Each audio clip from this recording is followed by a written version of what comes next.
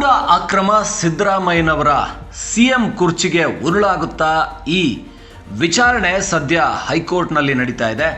ವಿಚಾರಣೆ ಹೈಕೋರ್ಟ್ ಸಂಪೂರ್ಣವಾಗಿ ನಡೆಸಿದ ನಂತರ ಸದ್ಯ ತೀರ್ಪನ್ನು ಕಾಯ್ದಿರಿಸಿದೆ. ಇದು ಸಿದ್ದರಾಮಯ್ಯನವರ ಟೆನ್ಷನ್ಗೆ ಕಾರಣ ಆಗಿದೆ. ಸಿದ್ದರಾಮಯ್ಯ ಪರ ಹಿರಿಯ ವಕೀಲ ಅಭಿಷೇಕ್ ಮನು ಸಿಂಘ್ವಿ ವಾದವನ್ನು ಮಂಡಿಸಿದ್ದಾರೆ. ಇಲ್ಲಿ ರಾಜ್ಯಪಾಲರು ಅತಿ ವಿರಳ ಸಂದರ್ಭಗಳಲ್ಲಿ ಮಾತ್ರ ವಿವೇಚನಾಧಿಕಾರವನ್ನು ಬಳಸಬಹುದು, ಮತ್ತು ರಾಜ್ಯಪಾಲರು ಜನರಿಂದ ಆಯ್ಕೆಯಾದವರಲ್ಲ, ನೇಮಕಗೊಂಡವರು.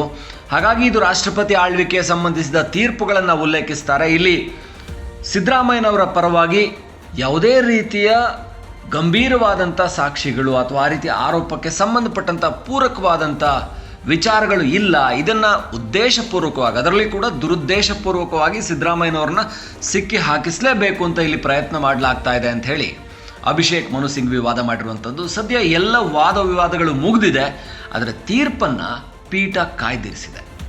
ಇದು ಸಿದ್ದರಾಮಯ್ಯನವರ ಟೆನ್ಷನ್ ಕಾರಣ ಆಗಿದೆ. ಆದರೂ ಕೂಡ ಬಹುತೇಕ ತೀರ್ಪು ತಮ್ಮ ಪರವೇ ಬರುತ್ತೆ ಅಂತ ಹೇಳಿ ಸಿದ್ದರಾಮಯ್ಯನವರು ಕಾಯ್ತಾ ಇದ್ದಾರೆ. ಅಂದರೆ ಯಾವುದೇ ರೀತಿ ಸಂಚಕಾರ ಬರೋದಿಲ್ಲ ತನ್ನ ಸಿ ಎಂ ಹುದ್ದೆಗೆ ಅಂತ. ಯಾಕೆಂದರೆ ಈಗಾಗಲೇ ಹೈಕಮಾಂಡ್ ಕೂಡ ಬಲವಾಗಿ ಸಿದ್ದರಾಮಯ್ಯನವರ ಪರ ನಿಂತ್ಕೊಂಡಿದೆ. ಯಾವುದೇ ರೀತಿ ಮುಖ್ಯಮಂತ್ರಿ ಸೀಟ್ನ ಬದಲಾವಣೆ ಇಲ್ಲ, ಯಾರೂ ಕೂಡ ಈ ಖರ್ಚೀಫ್ ಹಾಕೋ ಅವಶ್ಯಕತೆ ಇಲ್ಲ, ಇದು ಅಂತ ಗಂಭೀರವಾಗೇನು ಆಗೋದಿಲ್ಲ ಅನ್ನುವಂಥದ್ದು ಕೂಡ ಹೈಕಮಾಂಡ್ಗೆ ಬಹುತೇಕ ಮನವರಿಕೆ ಆಗಿದೆ. ಹಾಗಾಗಿ ಇದು ಕೇವಲ ಕಾಂಗ್ರೆಸ್ಸನ್ನು ಒಂದು ಡ್ಯಾಮೇಜ್ ಮಾಡುವಂಥ ಪ್ರಯತ್ನ BJP ಮಾಡಿದ್ದು. ಏನು ಕಾಂಗ್ರೆಸ್ಸನ್ನು, ಈ ಸರ್ಕಾರವನ್ನು ಕಿತ್ತೊಗೆಯೋ ಪ್ರಯತ್ನವನ್ನೇನು ಮಾಡಲಿಲ್ಲ. ಭ್ರಷ್ಟಾಚಾರ ಆಗಿದೆ, ಇದು ಕಾಂಗ್ರೆಸ್ ನೇರ ಕಾರಣ. ಇದಕ್ಕೆಂದರೆ ಮುಖ್ಯಮಂತ್ರಿಯ ಹೊಣೆಗಾರರು ಅನ್ನೋದನ್ನು ಜನರ ಮುಂದಿಟ್ಟು ಕಾಂಗ್ರೆಸ್ಗೊಂದು ಡ್ಯಾಮೇಜ್ ಮಾಡೋ ಪ್ರಯತ್ನ. ಹಾಗಾಗಿ ಇದು ಮುಖ್ಯಮಂತ್ರಿ ಸ್ಥಾನಕ್ಕೆ ಕುತ್ತು ತರೋದಿಲ್ಲ ಅನ್ನಿಸ್ತಾ ಇದೆ.